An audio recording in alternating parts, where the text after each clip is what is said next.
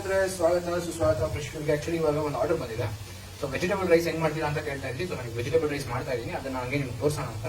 So ನಾನು ಹೇಳಿದ್ದೆ steam ಮಾಡ್ತೀನಿ ಫಸ್ಟ್ ವೆಜಿಟೇಬಲ್ಸ್, ಆಮೇಲೆ ರೈಸ್ನ ಮಿಕ್ಸ್ ಮಾಡಿ ಸ್ವಲ್ಪ ಸಾಲ್ಟ್ ಪೆಪ್ಪರ್ ಏನ್ ಬೇಕೋ ಅದು ಹಾಕ್ತೀನಿ. ಸೊ ನೋಡಿ, ಲೋ ಫ್ಲೇಮಲ್ಲಿ ಇರುತ್ತೆ, ಹಿಂಗೆ ಕಾಣಿಸ್ತಾ ಇದೆ ನಿಮಗೆ. ದೊಡ್ಡ ಮಾಡಲಿ.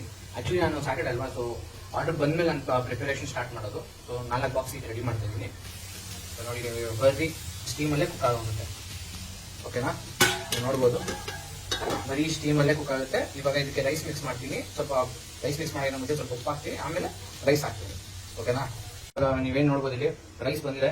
ಈಗ ಮಿಕ್ಸಿಂಗ್ ಪ್ರಾಸೆಸ್. ಸೊ ಒಂದು ರೈಸ್ ಆದ್ಮೇಲೆ ನಾನು ಏನು ಮಾಡ್ಬಿಡ್ತೀನಿ, ಗ್ಯಾಸ್ನ ಆಫ್ ಮಾಡ್ಬಿಡ್ತೀನಿ, ಆನ್ ಇಡ.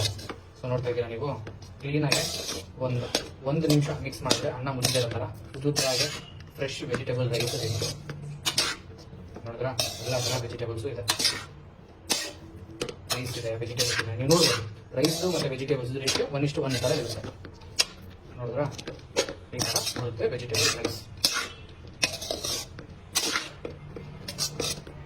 ಅಂತೀರಾ ಚೆನ್ನಾಗಿಲ್ಲ ವೆಜಿಟೇಬಲ್ ರೈಸ್. ನೋಡಿದ್ರ, ತರಕಾರಿ ನೀವು ನೋಡ್ಬೋದು, ಹಂಗಿದೆ